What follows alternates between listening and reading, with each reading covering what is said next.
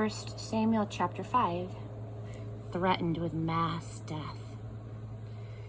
Once the Philistines had seized the chest of God, they took it from Ebenezer to Ashdod, brought it into the shrine of Dagon, and placed it alongside the idol of Dagon.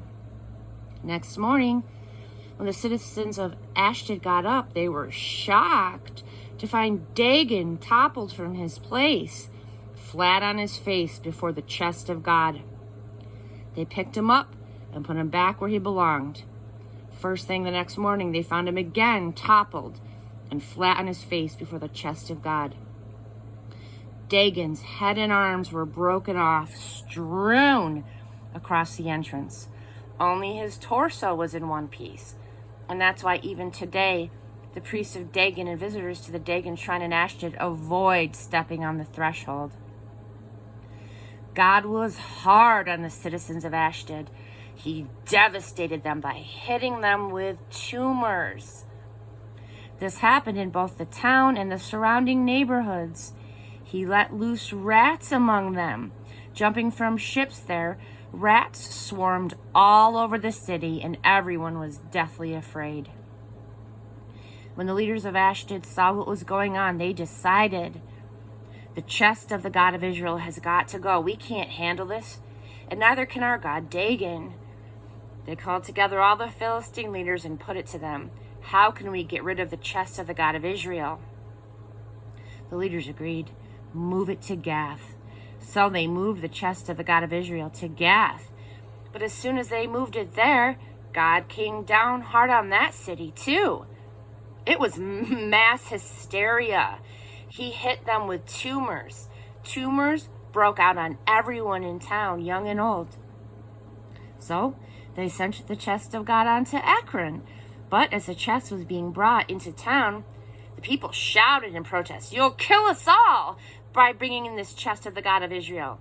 They called the Philistine leaders together and demanded, "Get it out of here. This chest of the God of Israel, send it back to where it came from.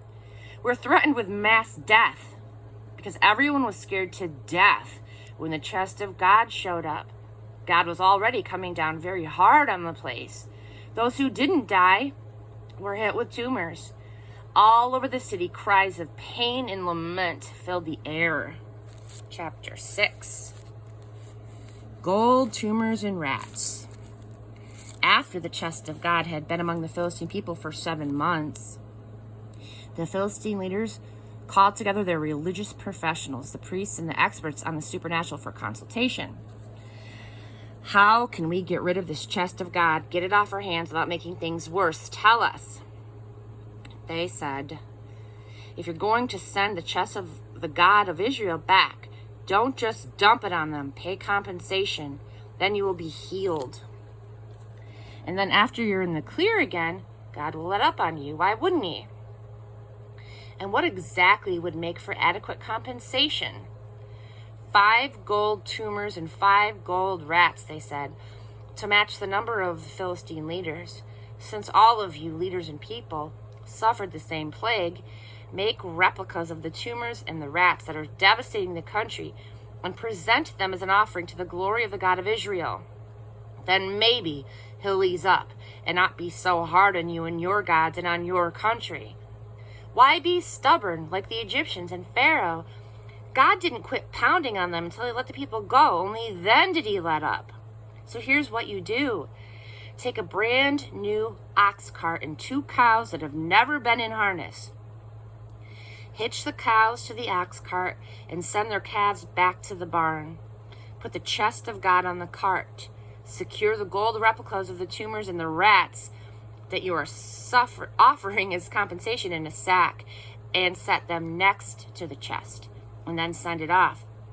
But keep your eyes on it.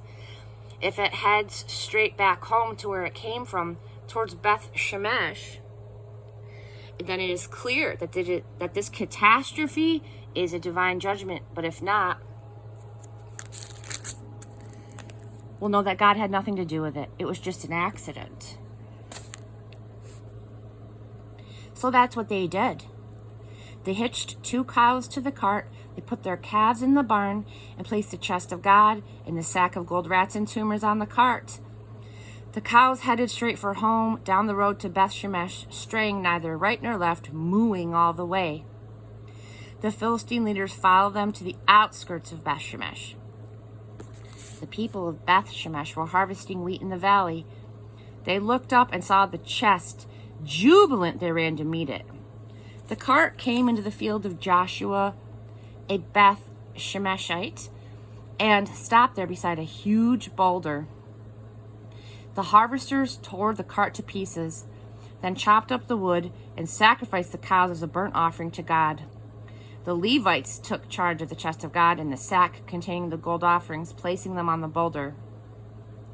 Offering the sacrifices, everyone in Beth Shemesh worshipped God most heartily that day. When the 5 Philistine leaders saw what they came to see, then they returned the same day to Ekron.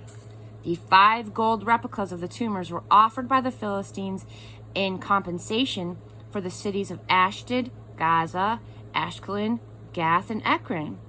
The 5 gold rats matched the number of Philistine towns, both large and small, ruled by the 5 leaders.